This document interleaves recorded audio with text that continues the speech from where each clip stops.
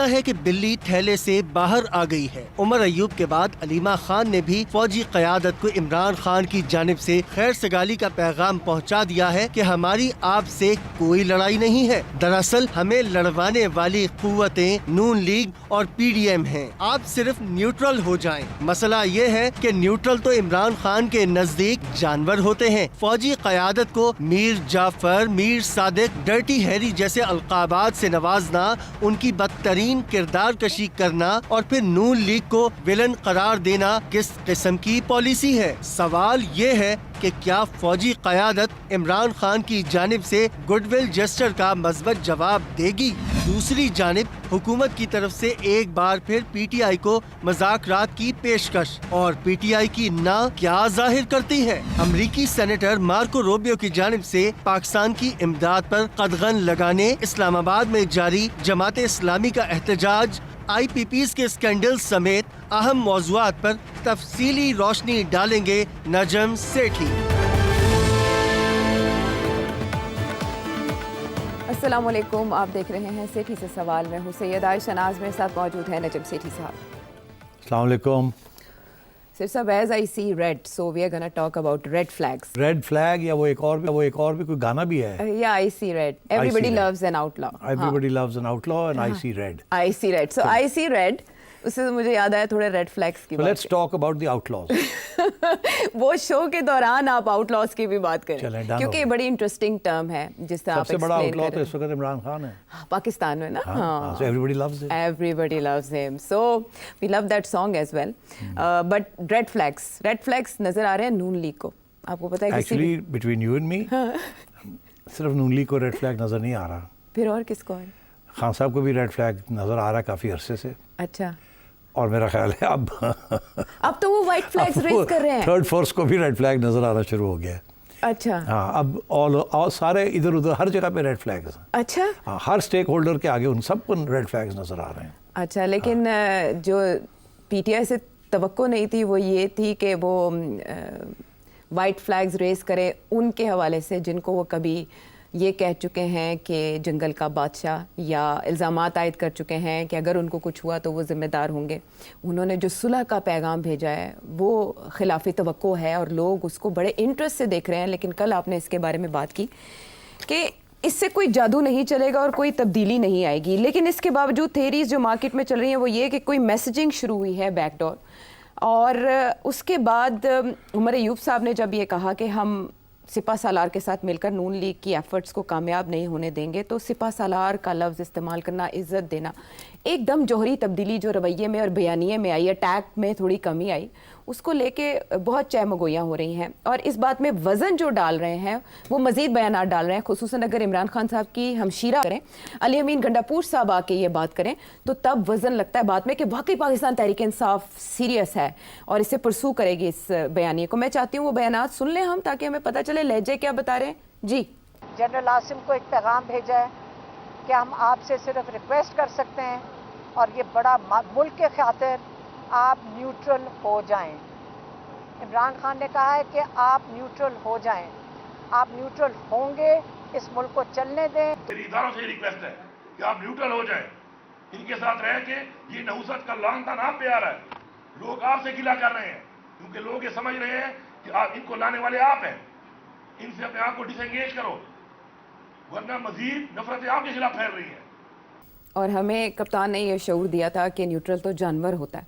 ये न्यूट्रल को जानवर से तशबीह देने वाले या जानवर को न्यूट्रल कहने वाले इमरान खान साहब न्यूट्रलाइज कैसे हो गए हैं? अच्छा, बात यह है आयशा कि मैंने अभी आपसे कहा कि रेड फ्लैग्स सब जगह पे हैं। कहा ना, अब मैं उसकी वजाहत करता हूँ तो फिर इसका जवाब भी आपको मिल जाएगा। अच्छा, अब रेड फ्लैग्स हर जगह पे हैं। खान साहब के आगे तो रेड फ्लैग काफ़ी अरसे से चल रहा है ना। नवंबर मैं समझता हूँ कि अब एस्टैब्लिशमेंट को भी रेड फ्लैग्स नज़र आने शुरू हो गए हैं। अच्छा, तो इसलिए मैं ये जो सारी जो अफवाहें चल रही हैं ना, ये कोशिश की जा रही है कि रेड फ्लैग्स की जगह पे वाइट फ्लैग्स ना सबको नज़र आएँ। अच्छा, अब एक सेकंड के लिए रुक जाएं आप अपने आप को, या मैं अपने आप को इमरान खान बना लेता हूँ। बिकॉज फिर जब तक आप इमरान खान के जूते में नहीं खड़े होंगे आप नहीं समझ सकते कि वो सोच क्या है उसकी, वो कैसे सोचते होंगे। तो मैं अब आज इमरान खान बन के आपकी सोच बताऊंगा। उनके कप्तान चप्पल में पाँव रख के आप करें। मैं करूंगा, फिर आपको समझ आएगी कि क्या हो सकता है, खान क्या सोच रहा है। और मैं लॉजिकली बात करूंगा। एज खान मैं ये सोच रहा हूँ कि ठीक है हमें रिलीफ तो मिल रही है जजेस से, मगर अभी भी बड़ा वक्त पड़ा है before a new chief justice comes. और उस चीफ जस्टिस के बारे में हमें सुना है काफ़ी इंडिपेंडेंट आदमी है, ये नहीं है कि वो प्रो पीटीआई है। तो पता नहीं उस वक़्त क्या होगा क्या नहीं होगा, मगर उससे पहले बहुत कुछ हमारे ख़िलाफ़ और भी हो सकता है। फॉर एग्ज़ाम्पल अब नए कानून आने शुरू हो गए हैं, इनके डिजिटल वॉरियर्स को गिरफ़्तार किया जा रहा है, जिसके साथ और डिमोरलाइजेशन होगी। और अगर ऐसी सिलसिला चलता रहा तो फिर मेरे लिए भी डेड एंड आने शुरू हो जाएंगे। और कल को इन्होंने मुझे मिलिट्री कोर्ट में धर लिया तो मसला बन सकता है। तो इसलिए मुझे भी सोचना है कि किस हद तक मैंने आगे जाना है इनको बदनाम करने में, क्योंकि जितना मैं बदनाम करता हूँ उतना ये क्रैकडाउन की तरफ आते हैं, ठीक है ना। तो फिर मगर मैं और मेरे पास चारा क्या है, मुझे तो कोई छूट नहीं मिल रही, किसी किस्म की फैसिलिटी नहीं मिल रही, हमारी बात करने के लिए कोई तैयार नहीं है, हमसे बात करने के लिए तैयार नहीं है कोई। और हमने तो पहले ही कह दिया कि government is not important, what is important is the power holder. हमसे बात करें, let's find a way out of this, मगर वो तो बात ही नहीं करते। तो फिर हमारे पास चारा क्या है except to continue the attack, to continue the attack. और वो अटैक अब हमारी वेबसाइट से भी हो रही है, हमारे सारे यूरोप में भी हो रही है, अमेरिका में भी हो रही है, हर जगह से हमने तो पूरी कोशिश की हुई और हम ठीक ठाक हो रहा है, मगर हमें रिलीफ नहीं मिल रही। और शायद हालात और भी हमारे लिए ख़राब हो सकते हैं। अब हमारे अगर डिजिटल वॉरियर्स को इन्होंने उठा लिया और ये सॉफ्टवेयर जो 30 अरब रुपए का ख़रीदा है इसके साथ हमें ब्लॉक करना शुरू कर दिया, तो हमारा जो बयानिया है जो बयानिया हम लेके चले हैं वो तो फिर आवाम तक पहुंच ही नहीं सकेगा। तो हमारे पास 2-3 महीने हैं ये स्पेस के अंदर हम कुछ क्रिएट कर लें स्पेस अपने लिए, नहीं तो ये जितनी भी अभी स्पेस है ये भी कम हो जाएगी। अच्छा। तो मैं क्या करूं एक तरफ। अब आप थोड़ी देर छोड़ के मुझे इजाज़त दें कि मैं टोपी पहन लूँ एक। अच्छा, दूसरी तरफ जाने के लिए जाहिर है दूसरी तरफ भी जाना है ना। टोपियाँ पहनानी है या पहननी है? नहीं चलो मैंने टोपी पहन ली। अब मैं क्या सोच रहा हूँ, ठीक है मैं क्या सोच रहा हूँ, हाँ बताएं। मैं ये सोच रहा हूँ कि इस साले की पॉपुलैरिटी तो कम नहीं होगी। अच्छा तो ऐसे ही है ना। ओहो आई लाइक दैट। हाँ, इसको हमने सॉर्ट आउट करने की कोशिश की, ये सॉर्ट आउट हो नहीं रहा है। और ये जो हमारी गवर्नमेंट है ये भी बस पैदल ही है, ये कोई ख़ास इसमें इनमें जानवान को इतनी नहीं है कि ये इसको टैकल कर सकें। ये तो बड़ी मुश्किल से अपने आप को टैकल कर रहे हैं, मगर अब हमारे पास क्या चारा है, इन जॉनीज़ को तो रखना पड़ेगा। Once again.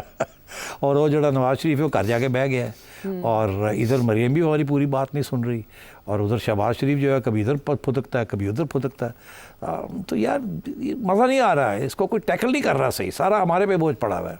हमारा ख्याल था ये गवर्नमेंट इसको टैकल कर लेगी। अच्छा। और गवर्नमेंट तो जजेस को नहीं टैकल कर सकी, वो भी हमारे खाते में फेंक दिया इन्होंने। तो अब और ऊपर से फिर ये पीटीआई वाले जो अटैक कर रहे हैं, ये तो ठीक ठाक मेरे ऊपर ज़ाती अटैक आ रही है। अब एक तो इंस्टीट्यूशन पे अटैक आ रही है जिसके साथ बेचैनी है इंस्टीट्यूशन के अंदर, फिर वो मेरे ऊपर जो अटैक आ रही है इसके साथ तो और भी बेचैनी होती है अगर एक लीडर के ऊपर, इंस्टीट्यूशन के लीडर के ऊपर इस किस्म की अटैक आए, और वो ख़त्म नहीं हो रही, वो हर जगह से आ रही है, ज़ाती तौर पे आ रही है। तो यार इसको भी थोड़ी डिफ्यूज़ करने की ज़रूरत है। कैरेट एंड स्टिक हम रखेंगे, मगर कोई कैरेट भी ऑफ़र करना चाहिए ताकि डिफ्यूज़ हो सिचुएशन। अच्छा। ये ना हो कि हाथ से ही निकल जाए, ये इतनी अटैक हमारे पे कर रहे हैं, कल को हमारे अंदर जो बेचैनी है वो शायद आर्टिकुलेट ना हो जाए, कोई कह ना दे, तो फिर रोकना मुश्किल हो जाएगा। इसलिए बेहतर यही है अपनी इंस्टीट्यूशन को भी बचाना है, अपने आप को भी ज़रा स्ट्रेंथन करना है, कमज़ोर नहीं होने देना एटलीस्ट। तो मेरा ख्याल है कि it's time to change tactics, थोड़ा कैरेट एंड थोड़ा स्टिक।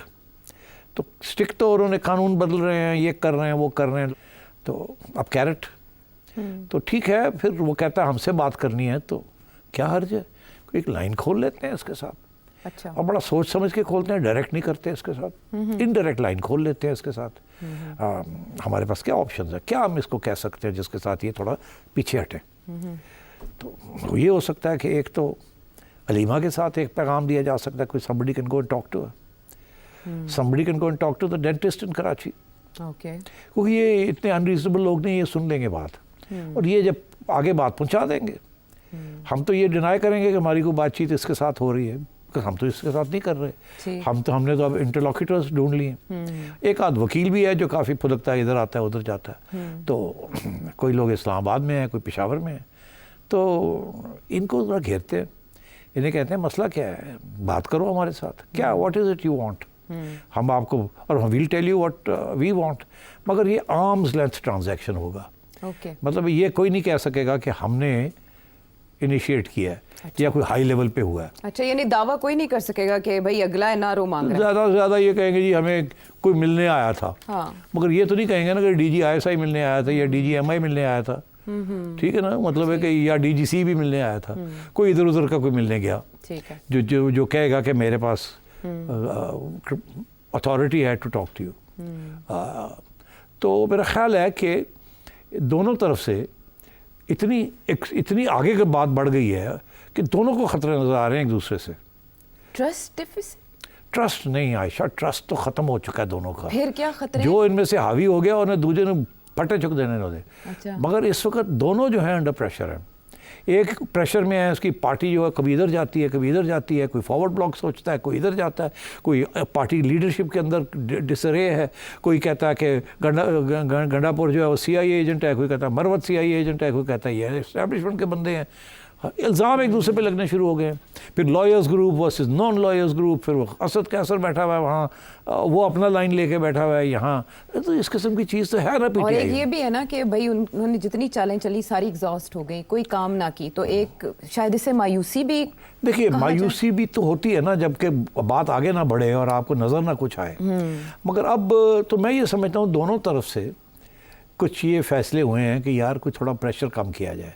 अच्छा। PTI भी अपने ऊपर प्रेशर कम करना चाहती है और मेरा ख्याल है दूसरी साइड पे एस्टैब्लिशमेंट भी अपने ऊपर प्रेशर कम करना चाहती है, दोनों की भलाई, दोनों की। तो अब दोनों ने ये सोचा कि बात को आगे बढ़ाया जाए, क्योंकि PTI कुछ अरसे से अब शुरू किया है उन्होंने बात कि हम तो सिर्फ उन्हीं के साथ बात करेंगे, किसी और के साथ नहीं बात करेंगे, पास पावर है। तो अब बात यह है कि फिर उन्होंने कहा चलो फिर गल कर लेने हैं, मगर गल आर्म्स लेंथ पे करनी है, कोई पक्की गल नहीं होनी, मगर कम से कम। तो दूसरी साइड कहती है अच्छा चलो बात तो करनी है, तो हमें बताए ना, आर यू सीरियस, आप गेम तो नहीं हमारे साथ खेल रहे। दोनों यही है, वो कहता है कि तू मेरा गेम तो नहीं खेल रहा है, दूसरा कहता है तू मेरा गेम तो नहीं खेल रहा है। तो एक दूसरे को कहते हैं अच्छा चलिए फिर आप पहला कदम आप कुछ करें ना, कुछ गुडविल। दूसरा कहता है तुसी करो ना कोई गुडविल। अच्छा, तो उसने कहा ठीक है हम करते हैं, दूसरे ने कहा हम भी करते हैं। अच्छा, पहल वैसे किसने किया इस राब्ते में? नहीं, अब देखिए यही तो ब्यूटी है ना, क्या ये देखिए खान साहब की तरफ से तो लोग आ जा रहे हैं ना, ओपनिंग क्रिएट करने की कोशिश कर रहे थे, उधर से जवाब नहीं मिल रहा था। नहीं, लाइन बंद, मैंने यही कहा था ना कि इधर से तो कोशिश हो रही है कि हमारे साथ राब्ता करो, बात करो, ठीक। तो वो तो इधर उधर से लोग चल रहे थे, आ रहे थे, जा रहे थे, मगर आगे से लिफ्ट कोई नहीं करा रहा, तो वो खुल गया। वो मेरा ख्याल है उन्होंने सोचा कि थोड़ी सी लिफ्ट करा दी, अनब्लॉक कर देते हैं, अनब्लॉक हो गया वो। अच्छा। अब जब वो अनब्लॉक हुआ तो यहाँ बड़ी खुशी हो गई, लो जी वी हैव सक्सीडेड। तो अब मैंने टोपी पहन के कहा अच्छा कि जी फिर आप बताएं ना, फिर आप पहले तो ये टैक्स जो मेरे ऊपर हो रही है इसको बंद करें आप, ठीक है ना, इसके बगैर तो काम नहीं आगे चलेगा ना, आप इदारे के ऊपर भी कर रहे हैं, मेरे ऊपर भी कर रहे हैं, इसको तो बंद करें ना। तो सडनली तो उन्होंने कहा चलो जी डन हो गया, हुण तुसी की करोगे साढ़े वास्ते, देखो ना, फिर वो भी तो है ना लेन देन। तो इन्होंने कहा, तो इन्होंने सडनली जिस मुझे पहले वो गालियां दे रहे थे, अब मुझे सिपा सलार बना दिया है, अब मुझे बड़ी इज्जत के साथ बात हो रही है मेरे बारे में, हो रहा है ना। तो चलो जी हमने कर दिया, ठीक है, अब आप करें हमारे लिए क्या करना है आपने, ऐसे ही है ना, ठीक है। तो उन्होंने कहा हाँ ठीक है, आप तो इस गवर्नमेंट के साथ बैठे हुए हैं, हिलते नहीं हैं, इसको लेके चल रहे हैं आप। तो मैंने कहा तो फिक्र ना करो, जाज साहब को कहा कि ज़रा इस गवर्नमेंट पे आ जाओ, अच्छा, ताकि समझ आ जाए कि हम और इशू IPPs का बना लिया, क्योंकि IPPs के अंदर ज़्यादातर जो इन्वेस्टमेंट हुई हुई है वो PPP और PMLN के लोगों की या उनके सिंपैथाइजर्स की हुई है, PTI के भी कुछ लोग हैं, और उसके बाद में PTI के लोग भी आ गए। तो गौर एजाज साहब ने सडनली बंदूकें खोल दी IPPs के ऊपर। वो पोजीशन ये ले रहे हैं कि टेक्सटाइल इंडस्ट्री के लिए ये बहुत बुरा है, मगर एक्चुअली ये ही is hitting out at the government कि भाई कुछ करे ना, उसी गवर्नमेंट का बैठे जिसका आप अभी अरसा पहले हिस्सा थे ये, अब उनको अटैक कर रहे हैं। Basically he is part of the establishment game. तो वो जैसे उनको हुक्म होगा वो करेंगे। तो इन्होंने कहा होगा गौहर साहब को कि पै जाओ, थोड़ा जहा गवर्नमेंट को खड़काओ, थोड़ा जहा IPPs का करो, बिकॉज ये IPPs बड़े अनपॉपुलर है और ये PTI को खुश सेट हो जाएगी। और एक और चीज़ ये कि इससे पहले IPPs के बारे में इतनी बात नहीं हो रही थी जितनी इनके शुरू होने के बाद। हाँ, और इन्होंने सारी डिटेल्स दी जो कोई भी नहीं ला रहा था सामने। शुरू की और यहाँ तक कि अब सारे लोग IPPs ऐसे ही है। तो मेरा ख्याल है उन्होंने कहा लो जी गवर्नमेंट के ऊपर अटैक आ गई है, खुश हो। इसका ये मतलब है कि हमने सारे अपने अंडे इनके साथ नहीं रखे हुए। ठीक है, पहली बात तो ये हो गई। तो उन्होंने कहा अच्छा चलो ये तो गुड न्यूज़ जो आपने ये हो गया। अब अगला स्टेप, अब वो अगला स्टेप क्या है कि PTI मांग क्या रही है। PTI तो बहुत कुछ मांग रही है ना। PTI तो कहती है इलेक्शन कराएं, फ्रेश इलेक्शन कराएं और रिलीज करें खान साहब को।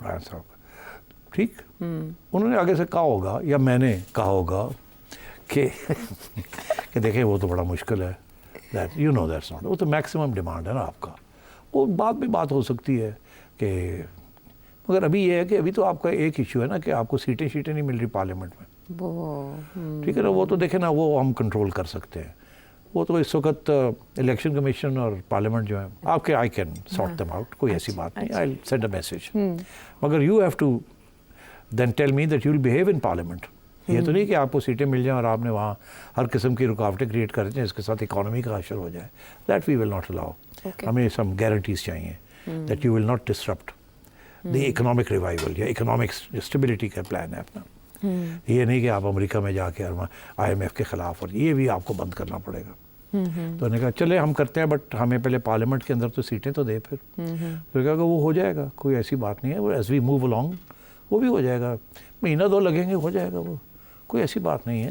इलेक्शन कमीशन वैसे भी पॉजिटिव डायरेक्शन में जा रहा है। ये हो जाएगा, ये हो सकता है, मगर उसके लिए हमें गारंटीज चाहिए ना कि आप फिर गड़बड़ नहीं करेंगे पार्लियामेंट के अंदर। अच्छा, तो उसने आगे से फिर वो कहते होंगे नहीं वो तो ठीक है, मगर जब हमारी मेजॉरिटी होगी पार्टी की तो फिर जनाब फिर हमें गवर्नमेंट चाहिए, फिर हमें गवर्नमेंट चाहिए। और कहा बाजी गवर्नमेंट दोनों हमें मिल जाएगी, तुसी पहले गारंटियाँ दे दो कि तुसी गड़बड़ नहीं करोगे। गवर्नमेंट आ गई तो फिर क्या होगा, आप फिर यही शुरू कर देंगे ड्रामे और फिर ये शुरू हो जाएगा, तो दैट्स नॉट पॉसिबल। तो उन्होंने कहा तो फिर उन्होंने कहा फिर ये है कि गवर्नमेंट भी मिल सकती है अगर सही सूरत हाल हो। कि जी वो क्या है, वो ये है कि फिर खान साहब जो है वो he can't be prime minister, वो घर बैठे, नवाज शरीफ घर बैठा है, वो भी घर बैठे। एक ट्रांजिशन पीरियड जो है ये बातें हो सकती हैं आगे जाके, अभी नहीं हो रही मगर ये हो सकती हैं, ये कांट बी रूल्ड आउट। अच्छा तो गवर्नमेंट आप देने के लिए तैयार है हमें कि मगर खान साहब प्राइम मिनिस्टर नहीं होंगे। Stage 1, you get your seats with good behavior, but so no destabilization, no attack on the institution, no attack on me. ठीक, and take it easy, step by step. आपकी rehabilitation has to be step by step. तो हम आपको पहले तो सीटें दे देंगे सारी। अच्छा, Stage 1. Stage 2 में if everything is going according to plan, तो we might ask the People's Party कि वो आपके साथ कोalition गवर्नमेंट बना ले और KP और इस्लामाबाद आप रख लें और PPP जो है वो पहले ही अपना हिस्से ले चुकी है, प्रॉब्लम नहीं है वो सिंध में और बलूचिस्तान में उन्होंने इशू नहीं है उनका। बाकी रही नून दायदे है ना, इजी काम इजी को उनको तो पता है वो कैसे आए, ऐसे ही उनको पता लग जाएगा जब जाना होगा। We don't have any long term interest, हमारे तो लॉन्ग टर्म फ्रेंडशिप दोस्ती वोस्ती हमारी किसी के साथ नहीं, हमारे तो इंटरेस्ट होते हैं, दे नेशनल सिक्योरिटी इंटरेस्ट। पंजाब से भी आउट कर दें तो ऑल दैट इज़ पॉसिबल। अच्छा अच्छा, मगर अभी ये है कि पहले आप तो पीछे हटें, हम भी थोड़ा पीछे हटते हैं, आप भी थोड़ा पीछे हटें, स्टेज वाइज चले ना इस चीज़ को। अच्छा जी ठीक है, तो फिर चलें फिर स्टेज 1 तो करें ना। तो स्टेज 1 ये है कि जी चलें फिर हम आपको रिक्वेस्ट करते हैं कि आप न्यूट्रल हो जाएं, हम आपको अटैक करना बंद कर देते हैं, ठीक, और let's move on this front. पहली स्टेज ये है कि हमारी सीटें हमें मिल जाएं। अच्छा, उसके साथ गवर्नमेंट नहीं मिलेगी, सीटें मिल जाएंगी, ठीक, और हम अपनी अटैक ऑन द इंस्टीट्यूशन बंद कर देते हैं। अब बात यह है कि ये इस किस्म की बातें आर्म्स लेंथ पे हो सकती हैं। अच्छा, ये नहीं है कि मेरी और इमरान खान की बात हो रही है या इमरान खान और एज मी इमरान एंड ऊपर टोपी वाले, डायरेक्ट कोई बात नहीं हो रही, आर्म्स लेंथ से। अब आर्म्स लेंथ में मैं नहीं समझता कोई फौजी गया होगा अच्छा बात करने के लिए। अगर बात तो ज़रूर शुरू हुई है, मगर फौजी नहीं गया होगा कोई।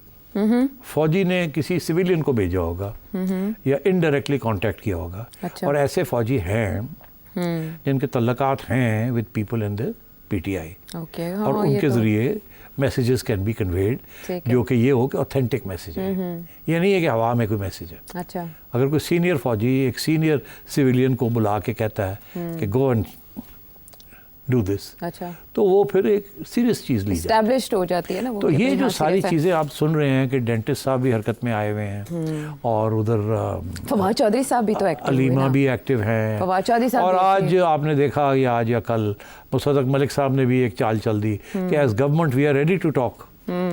हाँ, ये बड़ा इंटरेस्टिंग उनको भी क्वेश्चन है कि पैगाम गया होगा ना आयशा, आयशा, उनको भी तो पैगाम गया होगा ना कि तुसी भी एक चाल चल। लेकिन मेरे जहन में एक सवाल है, वो जो नेगोशिएशंस की आप पहले बात कर रहे थे कि आपस में ये बातचीत मुमकिना तौर पर हुई होगी या हो सकती है, उसमें आपने एक तरफ की रिलैक्सेशन की बात की, एक साइड ज़्यादा मांग रही है, जो दूसरी साइड है वो सिर्फ अटैक कम करने की बात कर रही है, अटैक ख़त्म करने की बात कर रही है। 9 मई फ़ौज भुलाने को तैयार नहीं है। क्या ऐसा भी आप आने वाले दिनों में होता देखेंगे कि 9 मई के वाक़े के ऊपर बाकायदा माफ़ी मांगी जाए पाकिस्तान तहरीक इंसाफ के लीडर्स की तरफ से या इमरान खान की तरफ से? नहीं, दैट वुड बी बैड। अगर वो माफ़ी मांग ली तो रह के गया पीटीआई के पास, वो तो यक्का है, वो यक्का, उधर भी यक्का इधर भी यक्का है। ये माफ़ी नहीं मांगेंगे और वो माफ़ नहीं करेंगे, ये तो लास्ट स्टेज होती है, ये पहली स्टेज नहीं होती। अच्छा, वो लास्ट पीटीआई आज माफ़ी मांग लेती है तो पीटीआई का बयानिया ही उड़ जाता है सारा। इससे ये माफ़ी से मुराद ये है कि फिर हमने किया ये काम, हाँ, हमने गद्दारी की है, हाँ, हमने इंस्टीट्यूशंस को अटैक किया है, बगावत किया हमने। तो फिर तो उड़ जाते हैं ना। हाँ, तो लेकिन तस्लीम किया ही नहीं जा सकता, ये एकदम और वो से- इसीलिए चाहते हैं कि आप माफ़ी मांगे। हाँ। ये नहीं कह रहे कि माफ़ी का मतलब ही है कि yes we are guilty. Okay. बंदा गिल्टी हो तो माफ़ी मांगता है ना, जो इनोसेंट हो उसने क्या माफ़ी मांगनी है। लेकिन ये बैकडोर ऐसा हो सकता है कि ऐसी पैगाम रसानी की जाए कि हम शर्मिंदा हैं वाकई, और आप ज़रा इस मामले में नहीं, नरमी ऐसे नहीं होता आयशा। अच्छा। नेगोशिएशन अच्छा।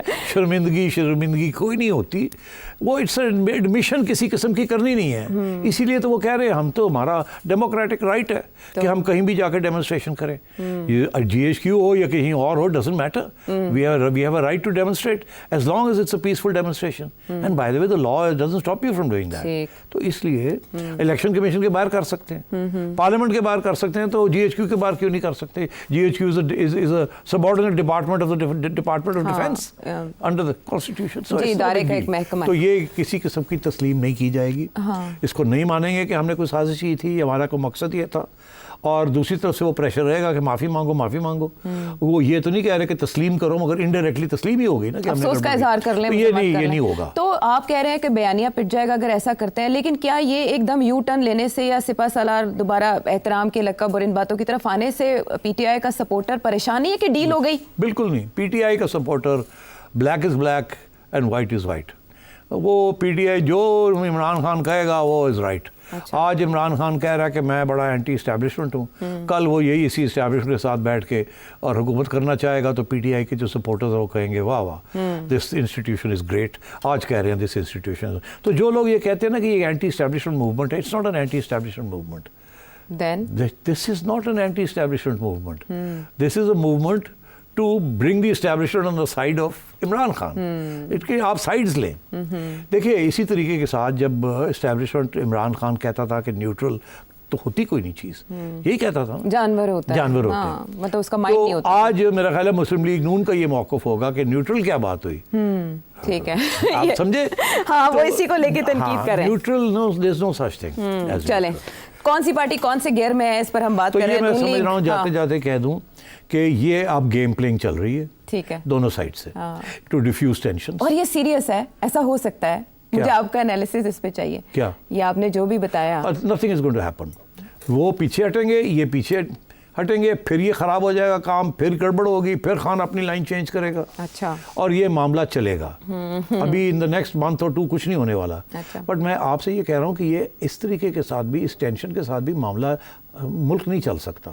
तो कहीं ना कहीं सेटलमेंट तो करनी है, और वो किस टर्म से होगी, कैसे होगी, उसमें जुडिशरी का क्या रोल होगा, क्या फाइनल मुस्लिम लीग नून का क्या रोल होगा, पीपल्स पार्टी का क्या रोल होगा, ऑल दैट मैं नहीं समझता कि नेगोशिएशंस के जरिए वो हो सकता है। ठीक है। कोई क्राइसिस होगी जिसकी वजह से एक साइड या दूसरी साइड पीछे हटेगी, ठीक है, और वो कमजोरी का इजहार होगा पीछे हटना, and then we will move forward. वो क्या होगा और कब होगा आई कांट से। पता नहीं अब क्राइसिस की नौयत क्या होगी जो इनको बातचीत पे, लेकिन ये बड़ा इंटरेस्टिंग पॉइंट है। और वो नून लीग जो कुछ दिन पहले तक पाबंदी लगाने की बातें कर रही थी, अब वो मुज़ाकरात की पेशकश कर रही है, लेकिन सिग्नल अगर कहीं और से पीटीआई को रिसीव हो गया तो नून लीग को लिफ्ट पाकिस्तान तहरीक इंसाफ कैसे और क्यों कराएगी, ब्रेक के बाद आएंगे बात करेंगे।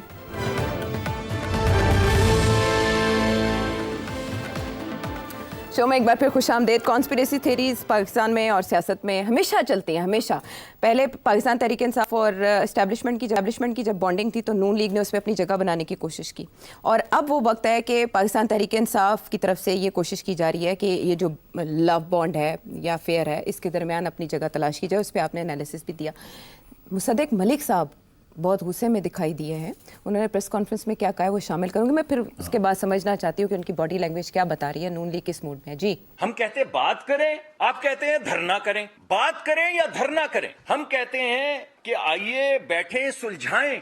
तो भाई बात करो, बर्बाद नहीं। बात करो, बर्बाद मत करो। सुलझाओ, उलझाओ मत। को करेंगे, हमें हटाना हटा दें। हम तो पहले आपको कह रहे थे, आप कहते हैं आपकी ज्यादा सीटें आए, क्यों नहीं लिया आपने? जब हमने आपको कहा कि आए, आप कहते हैं आपकी ज्यादा सीटें हैं तो हुकूमत बनाए, तो क्यों नहीं बनाई? हम दोबारा आपसे कहते हैं आइए बात करें। ये तो बड़े कूल माइंडेड, बड़े नरम को हैं, ये इनको गुस्सा क्यों इतना है? नहीं, गुस्सा नहीं है, it's a way of arguing. गुस्सा नहीं है। अच्छा, मुसद्दक इज बेसिकली सेइंग दिस कि यार अब हम तो हमेशा तैयार थे बात करने के लिए, you are the one who is not being talking to अस।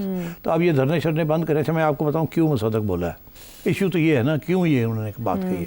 इनको भी कहा गया है कि ओए देखो, आप लोग तो हमारा मदद ही नहीं कर रहे हो इसको, पीटीआई को टैकल करने में, जैसे आपने हाँ कहा। तो आप भी एक बात तो ये शुरू करें ना कि हम बात करने के लिए तैयार हैं, ताकि हम जो इशारे कर रहे हैं उसको थोड़ी सी मकबूलियत मिले। ठीक है। तो आप भी ये कहें इसको कि हम तैयार हैं। और ये जो धरने शरने हैं इनको बंद किया जाए, क्योंकि ये उधर से भी तो यही पैगाम आ रहा है ना, टोपी वाले से भी तो यही पैगाम आ रहा है ना, मैं यही पैगाम दे रहा हूँ ना, तो कि भाई धरने शरने बंद करो, गाली गलोच बंद, ठीक, और let's slowly move forward.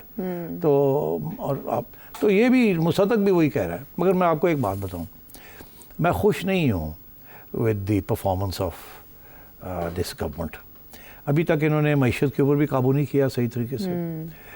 IMF के साथ भी मेरे हिसाब से नेगोशिएशंस तकड़ी नहीं की। तीसरी चीज़ ये कि अवाम को न्यूट्रलाइज नहीं किया, कोई बयानिया नहीं बनाया अभी तक जिसके साथ अवाम थोड़ी समझे मुश्किलों को। वो आप नहीं कर सके। और अब ये ताजर वाजर ये सारे शुरू हो गए हैं।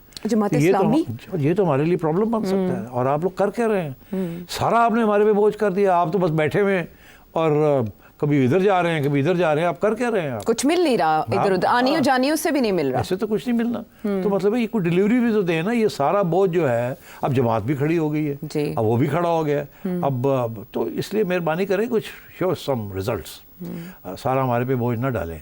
तो अभी पिछले याद में मैंने आपसे कहा था कि कुछ अंडरस्टैंडिंग ये हुई है कि नून लीग की तरफ से ये कहा गया है कि देखें हम इकॉनमी को देखते हैं और आप देख लें बाकी सारी चीजें। देखें। आप इमरान को भी आप देख लें, और टेररिज्म को भी आप देख लें, और टेररिज्म को भी आप देख लें। हमारे पास तो वैसे ही पावर नहीं है। तो हम तो नेशनल इंटरेस्ट के लिए आए थे यहाँ।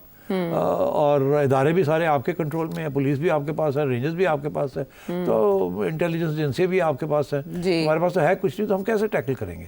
तो हम तो यही है कि आपने फाइनेंस मिनिस्टर दे दिया हमें, हमने उसको दे दिया कि करो भाई, हम तो उसकी रुकावट नहीं कर रहे। तो अब ये तो फिर आप ही के एजेंडे के ऊपर हम काम कर रहे हैं। तो अब आप हमें कह रहे हैं कि ये भी करो वो भी करो, हमसे नहीं होगा वो, तो आप ही करेंगे ये। तो इधर से तो ये लाइन जा रही है ना। वो कहते हैं कि यार सारा बोझ साढ़े से पार था। तो इसीलिए उन्होंने भी थोड़ी सी ढील ओपनिंग क्रिएट की है ताकि प्रेशर कम हो उनके ऊपर। उधर खान साहब ने थोड़ी सी ओपनिंग क्रिएट की है कि PTI के ऊपर भी बड़ा सख्त प्रेशर है। इसलिए आई थिंक दोनों साइड ने थोड़ी सी स्टेप बैक की है। बट इसका ये मतलब नहीं है, I want to make it clear कि एस्टैब्लिशमेंट तैयार हो गई है कि इमरान खान के साथ कोई ऐसी डील हो जिससे he comes back to power in the near future. ऐसी कोई चीज़ नहीं है। ये अब ये ऐसी सोच ही नहीं है इस्टेब्लिशमेंट के अंदर।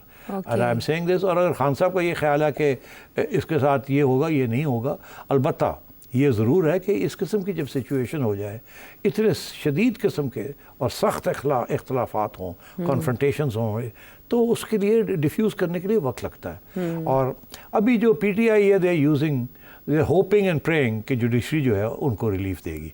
अभी तक तो उनको रिलीफ मिल रही है। एंड आई थिंक ये भी एक सोर्स ऑफ प्रेशर है कि वो PTI ने कामयाबी के साथ एक सोर्स ऑफ प्रेशर क्रिएट कर लिया है outside the PTI।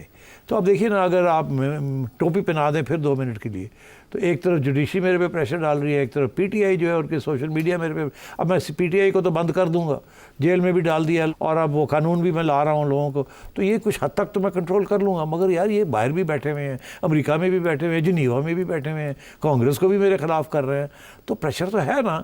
I don't like it, but what can I do. और ये गवर्नमेंट जो है, it is not able to relieve that pressure. इनके पास कोई ऐसा फॉरेन मिनिस्टर नहीं है जो जाके हम पाकिस्तान का स्टेबिलिटी का बयानिया पेश करे, और वो वन साइडेड सारा जा रहा है। तो इनके फॉरेन ऑफिस भी ठीक नहीं काम कर रहा। सो यू नो, इस किस्म के भी तो इश्यूज बन जाते हैं ना। तो मैं ये समझता हूँ कि अभी कोई ब्रेक थ्रू नहीं होने वाली। अच्छा। अलबत्ता ये ज़रूर है कि ये लोग इंतज़ार कर रहे हैं कि काजी फायज़ी घर जाएं सुप्रीम कोर्ट में, फिर से प्रेशर बिल्डअप होना शुरू हो। प्रेशर तो ऑलरेडी काफ़ी है। इनफैक्ट हुआ ये कि काजी फायज़ी साहब को साइडलाइन कर दिया गया है, और अब जो सारा प्रेशर है, अदर जजेस आर नाउ मूविंग इन। हाँ, 2 अगस्त तक चैम्बर वर्क कर रहे हैं वैसे भी वो। तो मेरा ख्याल है कि अब PTI is hoping for the change in command, and they are thinking कि वो वक्त आएगा इन द सुप्रीम कोर्ट, वो वक्त आएगा कि then we can put lot of pressure. What Peoples Party is doing? हाँ, बिलावल एंड जरदारी साहब कोई ऐसे बयानात नहीं दे रहे। जाहिर है कि उनको नजर आ रहा है कि ये गेम लड़ाई झगड़ा उनका नहीं है। ये लड़ाई झगड़ा है एक तरफ इस्टेब्लिशमेंट का और नून लीग का, और दूसरी तरफ PTI का। ये पीपल्स पार्टी का तो झगड़ा है ही नहीं। हाँ, वो तो आराम से बैठे हुए हैं, उन्होंने आराम से अपनी इलेक्शन जीती है जिस तरीके से हमेशा जीतते हैं, और बलूचिस्तान में भी उन्होंने अपनी गवर्नमेंट बना ली है जिस तरीके से वो बनाते हैं। उन्होंने तो कोई ऐसी चीज़ नहीं की है जिसके साथ वो डिपेंडेंट हो गए हैं जी। तो इसलिए वो तो बड़े चुप करके आराम से बैठे हुए हैं। और वो कह रहे हैं हम देख रहे हैं गेम किधर जा रही है, और जहाँ भी जाएगी, जहाँ हुक्म होगा वहाँ हम चले जाएंगे। उनका कोई लव लॉस तो नहीं है नून लीग। हाँ। और अभी कल ही मैंने कहा कि वो प्रेसिडेंट साहब आते हैं जाते हैं और कोई सलाम दुआ नहीं है, और इंडिकेशन की सलाम दुआ नहीं है एंड सो ऑन। उनके भी बड़े गिले हैं इनके साथ कि भाई आपने हमें अकोमोडेट सही नहीं किया। तो वो बड़ी क्लियर कट है। तो उन्होंने सपोर्ट इनको इसलिए किया, वो ऊपर से हुक्म आया करो इनको सपोर्ट, दैट्स इट। ठीक है। और कमर ज़ुबान कायरा साहब ने भी ये इशारा दिया कि अगर दुश्मन से बात हो रियासत के मफाद के लिए, तो मुल्क के अंदर जो कुव्वतें हैं उनसे बातचीत क्यों नहीं हो सकती। तो पीपल्स पार्टी ऐसी सियासत कर रही है कि वो अपने लिए रास्ता बना रहे हैं। हाँ, वो ये नहीं कह रहे कि ये इस हुकूमत के लिए बातचीत। हाँ। वो कह रहे हैं कि कल को उन्हें जरूरत पड़ गई बातचीत करने की। हाँ। तो वो तैयार हैं। ठीक है। जब इशारा आया कि बातचीत करो, वो जाके लपक के पहुंच जाएंगे बातचीत करने। ठीक है, चलें, ये है पाकिस्तान पीपल्स पार्टी की सियासत, और मजीद बात एक ब्रेक के बाद।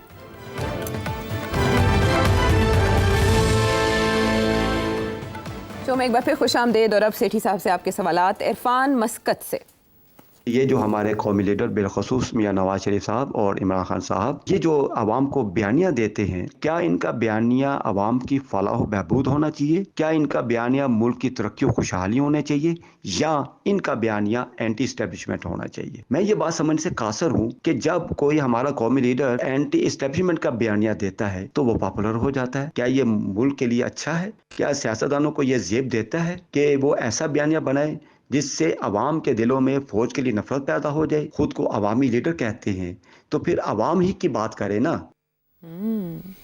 जी अच्छा, चलिए इसको थोड़ा सा ऐसे करके देखते हैं।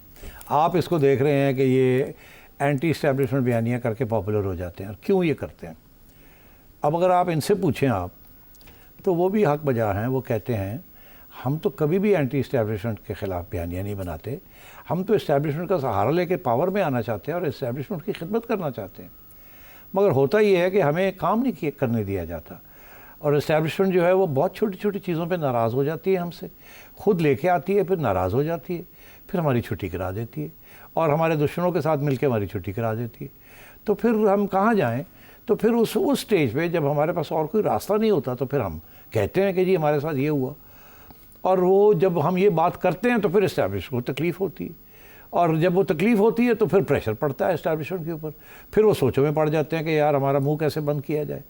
इतनी देर में वो जो जिसके साथ वो बैठे होते हैं उनके साथ झगड़े शुरू हो जाते हैं छोटी छोटी चीज़ों के ऊपर, और फिर वो हमसे फिर से दोस्ती हो जाती है, और जिसके साथ बैठे होते हैं उसको फारग कर देते हैं, हमें वापस ले आते हैं।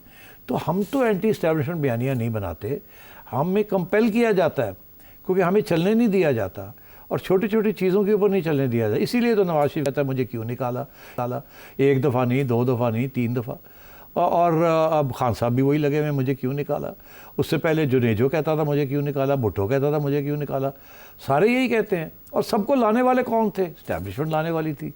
भुट्टो साहब को भी इस्टेब्लिशमेंट लेके आई, एक हद तक इट्स ट्रू कि अयूब खान की गवर्नमेंट के अंदर उनको लाया गया। फिर जब उन्होंने पीपल्स पार्टी बनाई और जब इशू बना कि इधर हम और उधर तुम, उस वक्त तो पावर जानी चाहिए थी ईस्ट पाकिस्तान को, तो इस्टेब्लिशमेंट ने भुट्टो साहब का साथ दे के उनको ले आए। तो मतलब है कि उसके बाद फिर भुट्टो साहब की छुट्टी हो गई सब, फिर लेके आए बेनज़ीर भुट्टो साहबा को, उसकी छुट्टी करा दी। फिर नवाज शरीफ को लेके आए, फिर नवाज शरीफ की छुट्टी करा दी। फिर बेनज़ीर को लेके आए, फिर बेनज़ीर की छुट्टी करा दी। फिर नवाज शरीफ को लेके आए, मार्शल लॉ लगा दिया, बहुत हो गया जी। तो अब बात यह है कि इसलिए मैं ये कह रहा हूँ कि ये एंटी इस्टेब्लिशमेंट बयानिया जो है ये आउट ऑफ कंपल्शन आता है, ये शौक़ से नहीं आता। उसकी वजह ये है कि सबको पता है कि रियल पावर कहाँ है, और सब यही चाहते हैं कि हम उस रियल पावर के साथ मिलकर हुक्मरानी करें। तो ये कहना कि जी सारे एंटी इस्टेब्लिशमेंट क्यों हो जाते हैं और सोशल वेलफेयर की बात क्यों नहीं करते, आपको सवाल ये करना चाहिए, ये नहीं कि एंटी इस्टेब्लिशमेंट क्यों हो जाते हैं, ये कि जब ये पावर में भी होते हैं तो ये क्यों सोशल वेलफेयर की बात और आवाम के लिए, उनकी बेहतरी के लिए क्यों नहीं ये कोई ऐसे इकदाम करते, ये क्यों वही पुराने पॉलिसीज़ और पुरानी लूट मार वही चलती रहती है। और खान साहब के ज़माने में भी बिल्कुल ऐसे ही हुआ, total disarray of politics, disarray of foreign policy. तो जिसकी वजह से फिर इस्टेब्लिशमेंट फ्रस्ट्रेट हो जाती है, और फिर इस्टेब्लिशमेंट सोचती है यार इन्हों कढ़ो किसी और ले आओ। तो you know, so I just want you to just rephrase this whole thing. ये नहीं है कि एवरीबडी इज़ एंटी इस्टेब्लिशमेंट। अब बात यह है कि दूसरा इशू इसका ये कि आप कहते हैं कि एंटी इस्टेब्लिशमेंट नारा बड़ा पॉपुलर होता जा रहा है। भाई साहब मैं आपको याद दिलाऊँ, इस मुल्क में एंटी इस्टेब्लिशमेंट नारा कभी भी पॉपुलर नहीं था।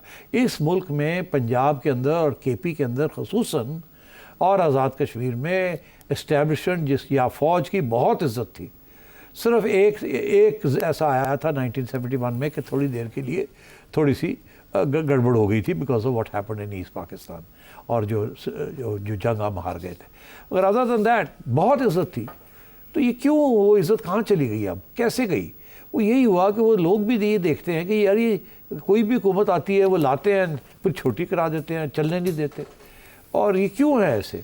और इसलिए अब पहले तो आप समझें कि एक तबका था जो कहता था कि इस्टेब्लिशमेंट हमेशा यही करती है, और बेसिक प्रॉब्लम पाकिस्तान का है कि ये बहुत ऑल पावरफुल इस्टेब्लिशमेंट है। मगर बाकी जो पाकिस्तानी थे पंजाब में खसूसन और KP में, very pro establishment, pro army, pro military, can't do anything wrong, हमारे हीरोज़ हैं, गाने बने, सारा कुछ हुआ। तो अब बात यह है कि इतनी इंटरफेरेंस और इतनी इंटरवेंशनिज्म के बाद जबकि मामले हल नहीं हुए, तो अब लोग भी समझ, अब नई जनरेशन आ गई है, दुनिया में उन्होंने देखा है कि इस किस्म की इंटरवेंशंस कहीं और नहीं होती जितनी यहाँ इंटरवेंशंस होती हैं। इसीलिए अब लोग कहते हैं यार किसी गवर्नमेंट को चलन तो दो, बुरी है अच्छी है चलने तो दे। तो ये इसीलिए ये बयानिए भी आना शुरू हो गया है। तो मैं ये समझता हूँ your question is relevant but misplaced. The day the constitution is followed, establishment अपना रोल अदा करे जो उसका constitutional role है, which is a very important, powerful national security role. All facilities will remain, but ये जो interference है, किसी को चलने नहीं देना, let the awam kick people out and bring people in. Thank you. इस नौयत के और भी बहुत से सवाल ये भी जानना चाह रहे हैं लोग कि सियासतदान खुद ऐसे काम करते हैं कि इन्विटेशन देते हैं या इंटरफेरेंस करनी पड़ती है। ऐसे बहुत से सवालात मज़ीद अगर आप जानना चाहें तो नंबर आपके सामने, अगले प्रोग्राम तक के लिए हमें इजाज़त दें।